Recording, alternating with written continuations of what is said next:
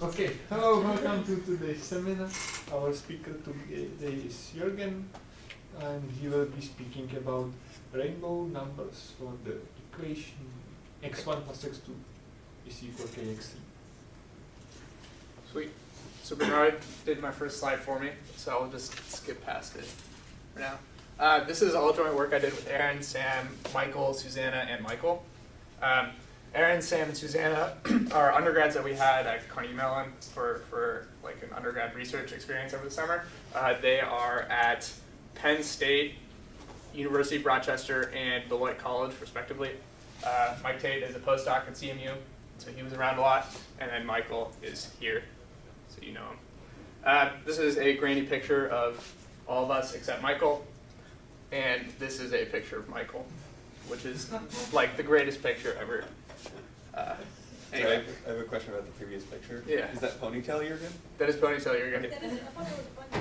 Or bun, yeah, whatever. It's indistinguishable. No, it's not. Well, in this picture it is, right? You wouldn't be able to know. Anyway, so I guess I need to thank Carnegie Mellon. They funded some of us. And then, right, they funded some of us in conjunction with the NSA. So this is their sweet logo. Cool. So the outline for how the rest of this is going to go is I'll give some definitions, and then like the next 4 slides will not use those definitions, so that'll feel jarring.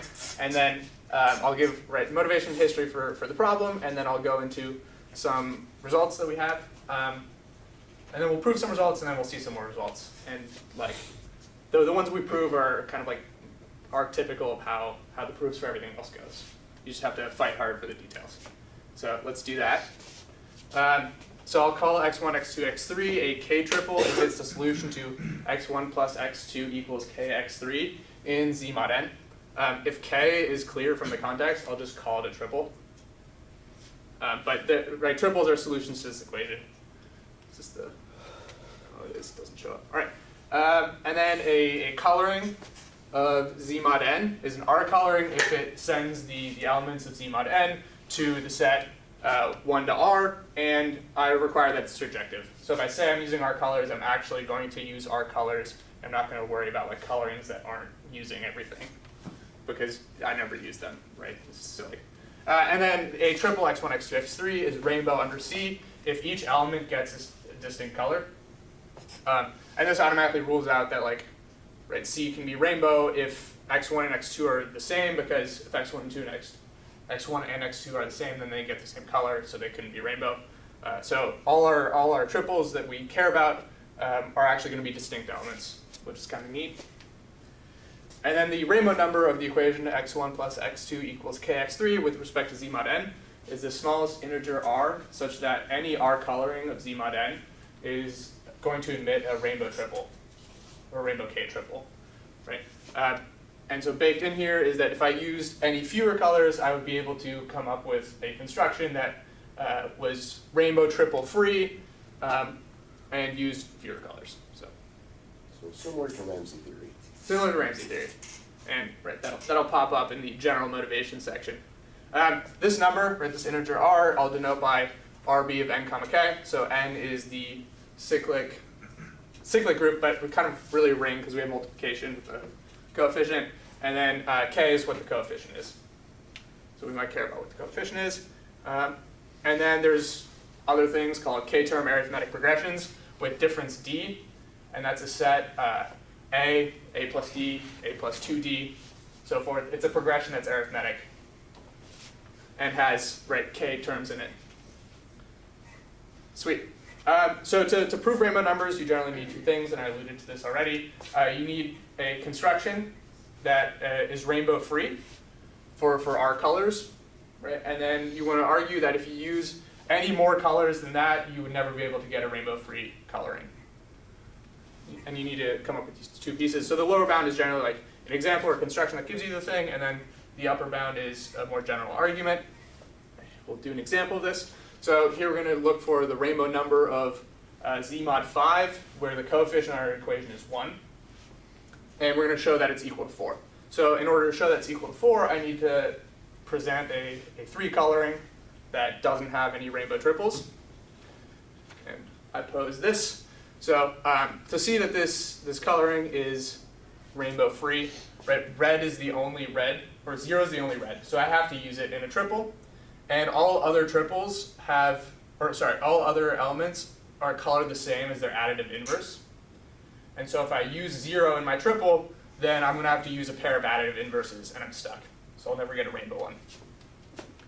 And to prove the upper bound, we can suppose that Z mod 5 was colored with 4 colors, and then using the pigeonhole principle, we'll see that some pair of additive inverses receive 2 colors, and I'll pick those 2 things and take whatever 0 is.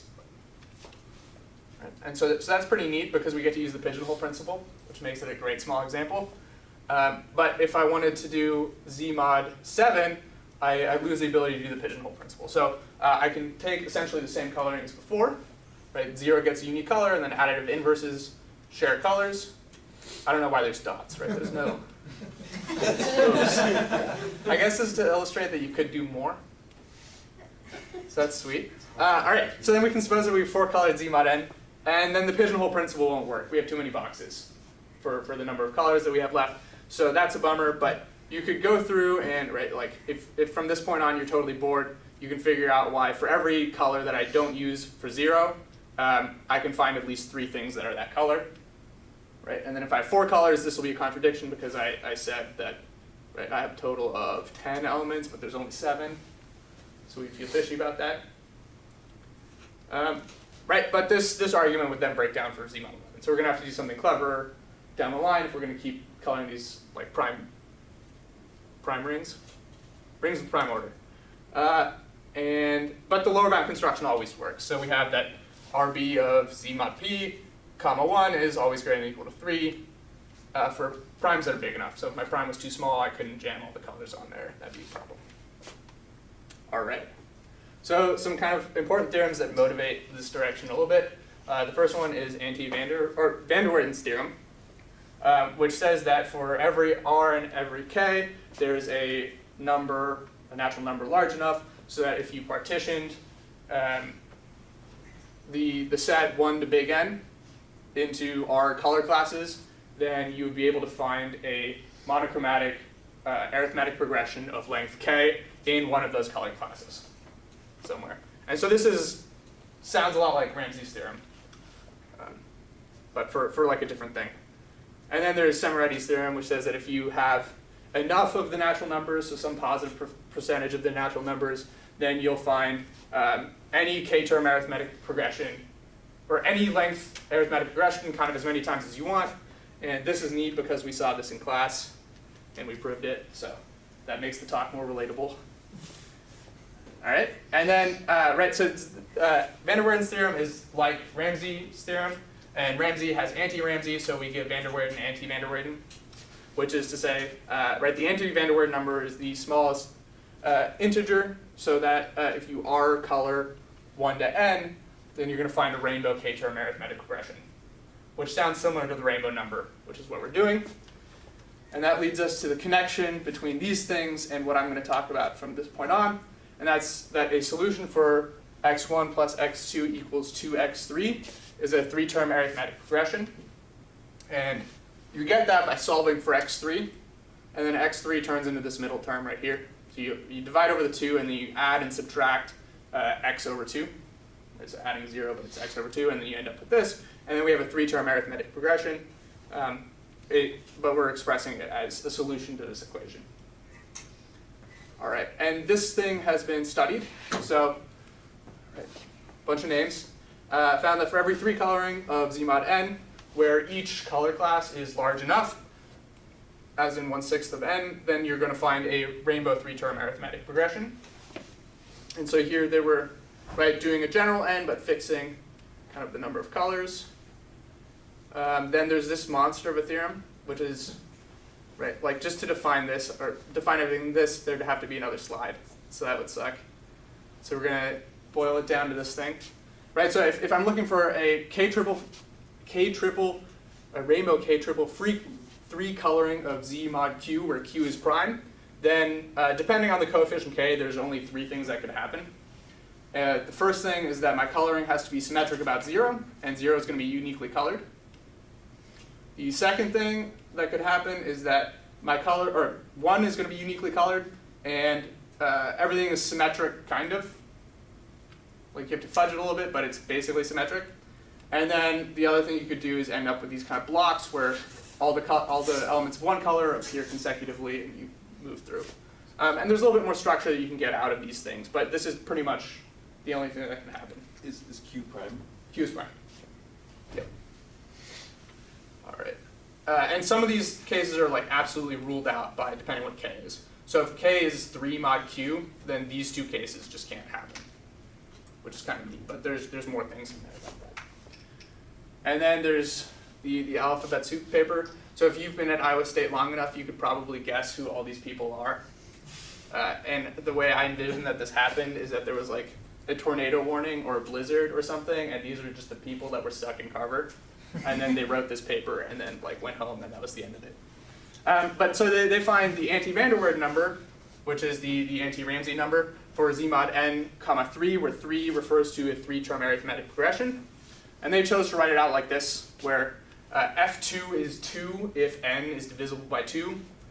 f3 is the number of prime factors of n, such that the number is 3, and then you get 2 for all of them that have number 4. It's the same kind of thing. But I think that's a mess. I prefer to write it like this. So if I have the prime factorization of 2, then the rainbow number of n comma 2, now 2 referring to the coefficient in my equation, breaks down into your primes. And so if you knew the rainbow numbers for all the primes, you could move on with your life. A caveat being that right here, if alpha is 0, I'm going to make this a 2, just by convention, so that this formula is right. Right, and then the even more boiled down version of it is that the rainbow number of the equation with coefficient 2 with respect to z mod n depends on the prime factorization of n, and I'm going to pay special attention to prime factors of 2 because they just don't matter as much. All right, and so now we'll move on to kind of the first result we got, and this is a theorem for prime, or so if I'm looking for the rainbow number of z mod p, where p is prime, with respect to x1 plus x2 equals x3, that's always going to be 4, which is kind of neat because, right, for primes it turns out to be constant. So that's there. And we call these Schur triples because I guess the equation x1 plus x2 equals x3 is the Schur equation, and Schur cared about it. So there we are. And then to note, right, if p equals 2 or 3, then you can do this by inspection, and the answer is 3. All right, so we're going to prove this theorem by going over kind of a list of facts that build up what the structure of a rainbow triple free coloring of z mod p looks like, and then we're going to find that everything breaks in the end. All right, so the fact 1 is that there exists a dominant color in every rainbow free coloring of z mod n. I can tell you which color is going to be dominant, and it's whatever color I used on 1. And to make any of this make sense, I need to define dominant. So a color R is dominant if whenever 2 consecutive numbers receive different colors, one of them has to be R. Yeah. Are we only talking about Schur's equation right now? Yeah, just Schur's. Right, that's proving that one. So. Right, and this one is to say we care about consecutive things, which is what this is highlighting. So the way we're going to prove this is, right, so we're going to pick out 1, because I said that one's going to be dominant. And then somewhere down the line, I'll have an I and an I plus 1. If they're both the same color, I don't have a rainbow triple, so I'm fine. Then I could suppose that they're a different color, but now 1 plus I equals I plus 1, which isn't a stunning fact. But if they're a different color and neither of them is R, then I have a rainbow, so that's bad. So one of them has to be red, and it can be either red in this order or red in the other order. But that's the only way I'm going to exclude it. All right, so we have a dominant color. Generally, I'll let R be dominant color. Right? R stands for red, and people think that's a dominant color, so that's convenient. And then we'll move on to fact 2. So fact 2 says that if my color R is dominant and I'm rainbow free, then I can't have blue blue or green green consecutively. Which tells us a little bit more about the structure of rainbow free colorings of z mod n. So first I'll go to right? The first appearance of blue. So I have I plus 1, that's my blue blue. And then at some point that has to switch over into a red because red is dominant in this coloring. And somewhere further down the line I'll have a j and a j plus 1 that are green, and then that'll switch into j plus 2, which has to be red. And then even further down the line I'll have I plus j plus 2. And I don't know what its color is yet. But I know that I can take, right, if I take I and j plus 2, right, that's going to equal this. And so this has to be either blue or red, right? Because otherwise I have a rainbow triple. And then I can take I plus 1 and j plus 1 and also end up here. So now I know that the color of this has to be either blue or green. And I can take I plus 2 and j to also end up here. But then its color has to be either green or red. And so if I look at the intersection of all the possibilities, that's empty, and so that'd be a problem. Can't have both. Cool. And with these two facts, we can get the first proposition, which is if P is prime, then every 3 coloring of Z mod P, where every color class is of size at least 2, has a rainbow Schur triple. So to prove this, we're going to suppose that R is our minimum color and that R, right, has more than one thing in it. And this means that there exists a non-zero element that I colored red. Right, I could burn one red appearance on 0, and then something else has to be red as well. I'll call that I. So C sub I is red. And now I'm going to do some voodoo. I'm going to recolor my whole group, which sounds like something I'm not like totally allowed to do. But the idea is that I'm going to recolor using an automorphism. So I guess maybe recoloring isn't the best word, but I'm going to rearrange the order in which I consider my elements, but keep track of what their color was originally. So the color of the element doesn't change, and the number of every color doesn't change. I'm just going to relook at the order, and I'm going to move through my group in I's, right? So my new coloring C hat, if I plug in 1, the first element will get the color of I. If I plug in 2, the second element will get color 2I. And so rather than looking at everything like 0, 1, 2, right, in their colors, I'm going to move through as 0, I, 2I. And because I'm in a prime, cyclic prime group, this will generate the whole thing, and I'll eventually look at everything once. But I've recolored everything. And because it's an automorphism, it has to respect being a solution to my equation. So if I find a rainbow in one, I can find a rainbow in the other. Or even more generally, if I find a solution in one, it's also a solution in the other. I just have to run it through the automorphism that I used. All right. And this is why it was also important that I was non-zero. Otherwise, right, we wouldn't get the automorphism piece. And so the thing to note here is that, I guess before we move on to that, doing this makes red the color of C of 1, effectively, right? And that means red is now dominant when I order it in terms of how I generates the whole thing. And then by fact 2, green never appears, which means that anytime green happens, I have to see the dominant color next. Right? Which is to say that every green appearance is followed by a red. And because I have blue somewhere, I know I'm going to have another red that follows that blue, right? Because red is still dominant.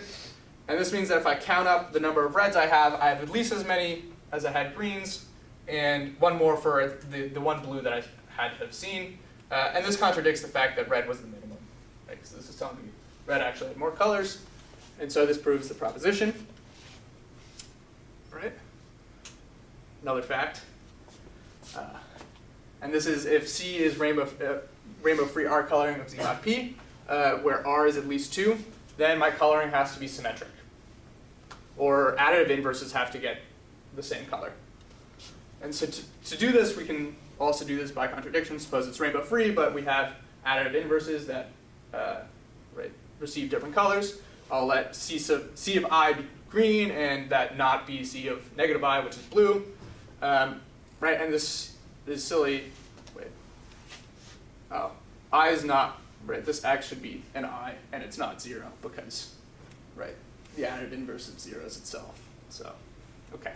Anyway, I'm going to recolor using I. And so this is the same coloring, same automorphism trick I used. And then, right, under C hat, the color of 1 becomes green, and green is dominant under the coloring C hat. And then I'll use the same trick again, and say if I recolor everything, then C bar, but I'm going to recolor everything with the additive inverse. And now blue is the dominant color. Right? And so dominant is somehow supposed to capture like a color that appears a lot, and now we have two colors that have to appear a lot, so this is like blood in the water, right? Like something should be wrong here. And the thing that we did here, so the first time we order it in terms of I, and then so this is what's C hat. C bar is 0 minus I, right, minus 2I. But what this amounts to is that if I'm standing on the circle, right, so here's 0, here's me, and I look this way where I is, right, I'll see that right, this way blue is dominant. So every color change has a blue, or sorry, green. Green. Every color change has green. But if I look backwards, the first thing I'll see is negative I. Right? And then every color change has to be a blue. Right? Because these automorphisms just reverse the order. Right? And I'm actually looking at the same ordering, just reverse when I do I. And so that means that every color change I see has to be a blue-green or green-blue, which means that the only colors that I could have are green-blue, or are green and blue, but I had to have a third color somewhere. Right? And that's a contradiction. So our coloring has to be symmetric. All right. So now to the actual theorem that we wanted to prove. We're going to recall that if I have a rainbow-free R coloring with R greater than or equal to 2, I have to have a singleton color class.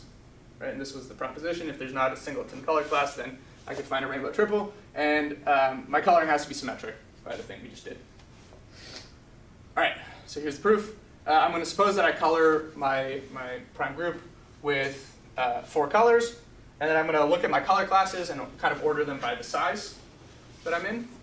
And so if I stipulate that this is rainbow free, then I should be able to take the union of color classes, and that coloring should also be rainbow free.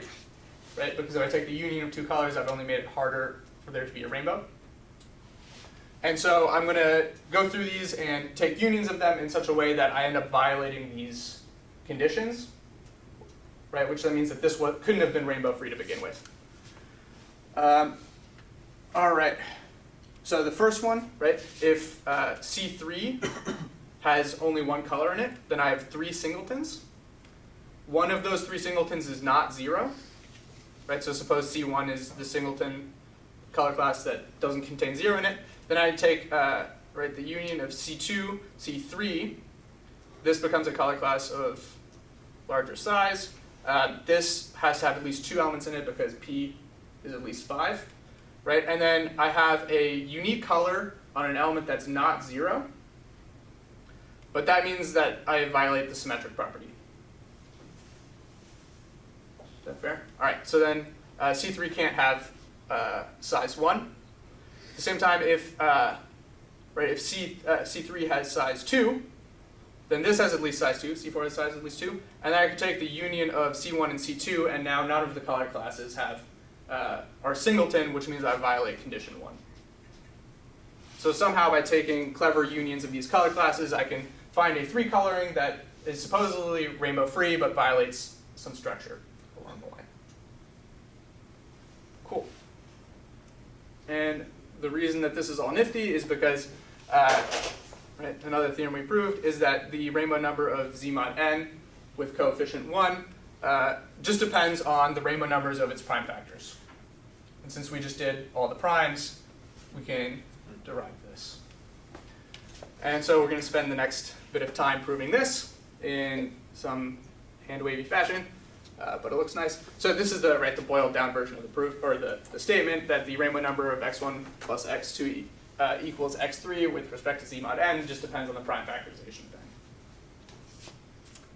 All right, so it's going to suffice to show that if I have the rainbow number of Z mod st, then it depends on the rainbow number of Z mod s and the rainbow number of Z mod t, and I'll subtract a 2 off.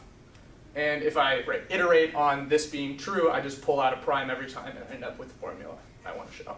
So this is actually what we're going to show, because it's easier, less stuff.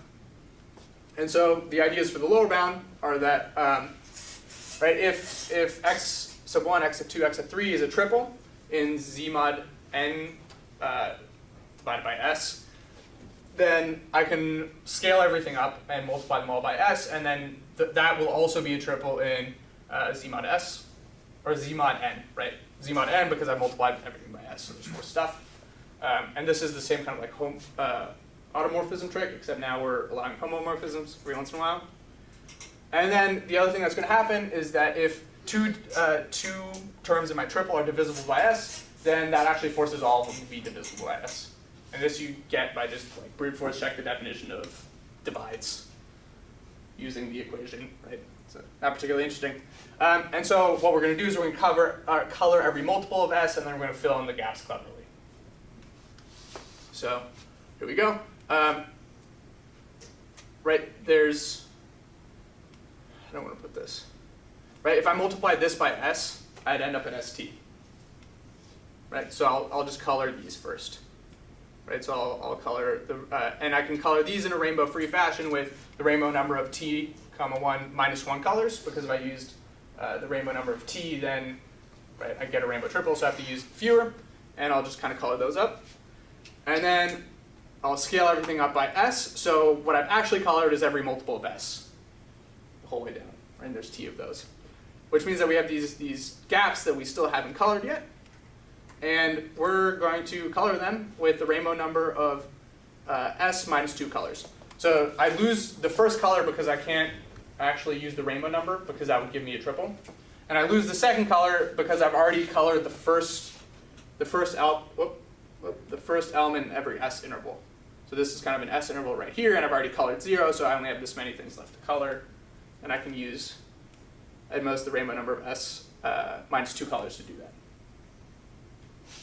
And the gist for this being rainbow free is that if I stand anywhere kind of on this line, at least like locally, I can't really tell where I am.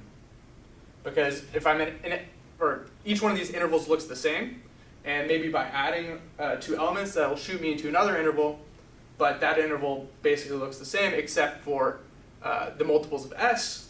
But by that trick that if 2 elements are divisible by s, then the third one also has to be divisible by s. I can't ever pick out 2 elements of s. And so it always feels like, at least locally, I'm always kind of like stuck in an interval. So you're using the same coloring on each of these? Yeah. Each one of these is going to get the exact same coloring. So that's how we fill in the gaps. And right, if we count up our colors, this is 1 fewer than the number of colors we say the rainbow number is, which is a good start, because that's the lower bound. All right, and we'll move to the ideas for the upper bound. And the ideas for the upper bound look very similar, right? Because we think the coloring that we did last time is pretty much as good as it gets. So we're going to find that that's actually as good as it gets. And the way we're going to do that is we're going to break z mod n into s cosets of z mod t. And then we're going to count the number of colors we can use while avoiding rainbow triples as we color these things. Cool. So here's my s cosets of z mod t. Right. The thing to note is that R0 is z mod, right, is the z mod t subgroup in z mod st. R0 can have at most the rainbow number of t minus 1 colors. If I put too many colors in there, then that subgroup will have a rainbow triple, and that'd be bad. So I can't put more colors in there. And the next thing to notice is that each r sub I that is not r sub 0 can have at most 1 color that is not already in r sub 0.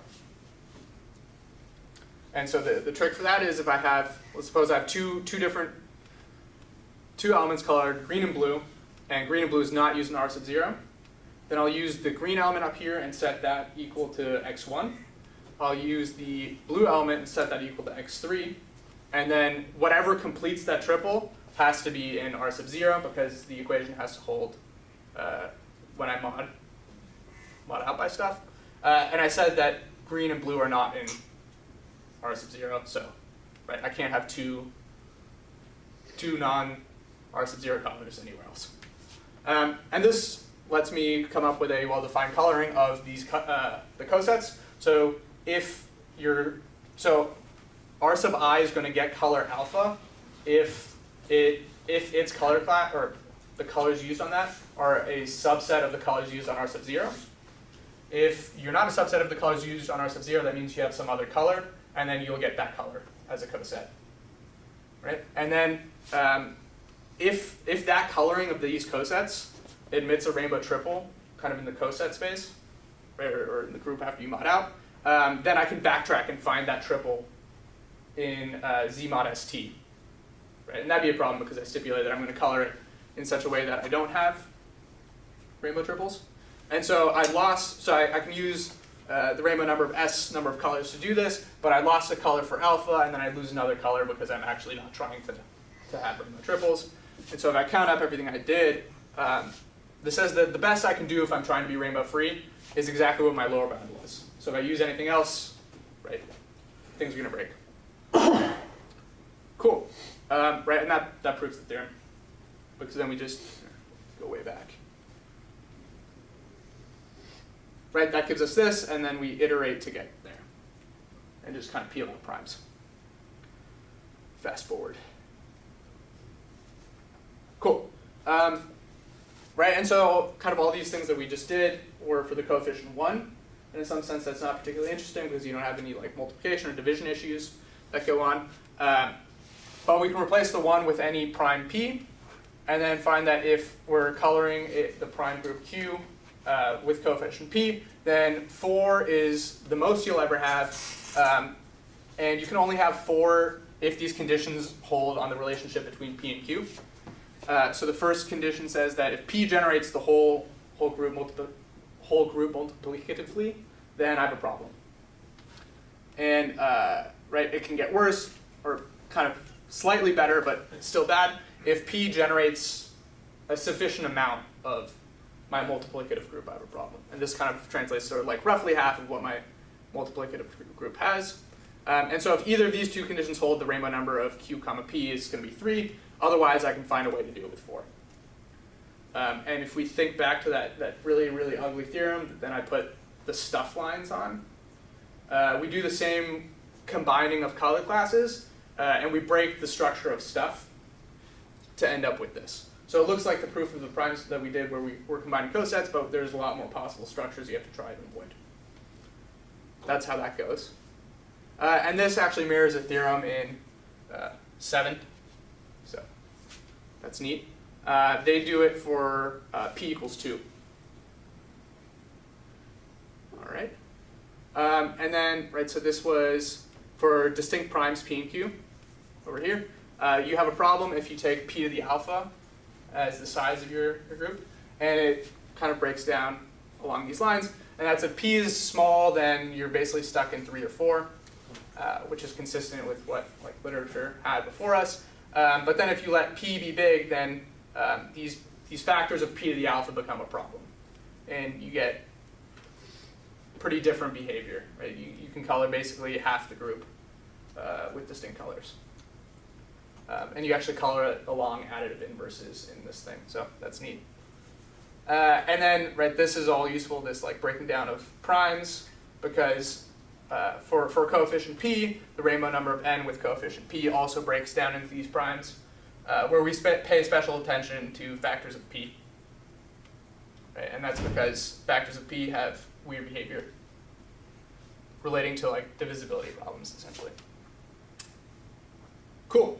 So ideas for future work is to do similar sort of things with composite k, right? Where the natural thing you'd expect is that maybe you have 2 of these like leading terms where you have p to the alpha and then right q to the alpha q or something like that, right? Because if k is composite, then there's kind of other cases that can break down depending on what the factors of k are. And then another idea is to look at these same kind of equations, but just do it on the interval.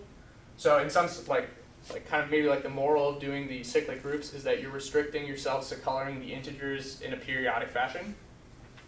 And you could say, maybe that's, right, forget all that and we're just going to color like intervals, and then right, maybe take the limit and figure out what happens for the whole natural line or whatever like that. But if that's an idea, you can maybe just start with k equals 3. I think 2 has been done.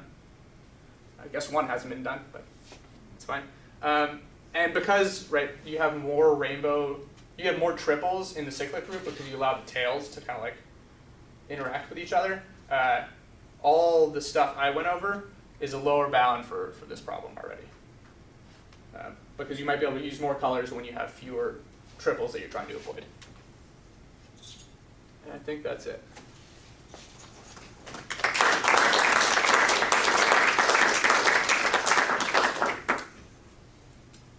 Questions? Yeah.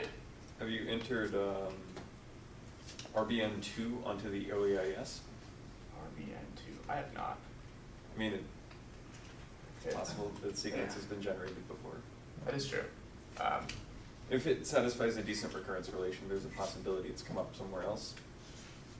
I should do that. It's a free account. Or yeah.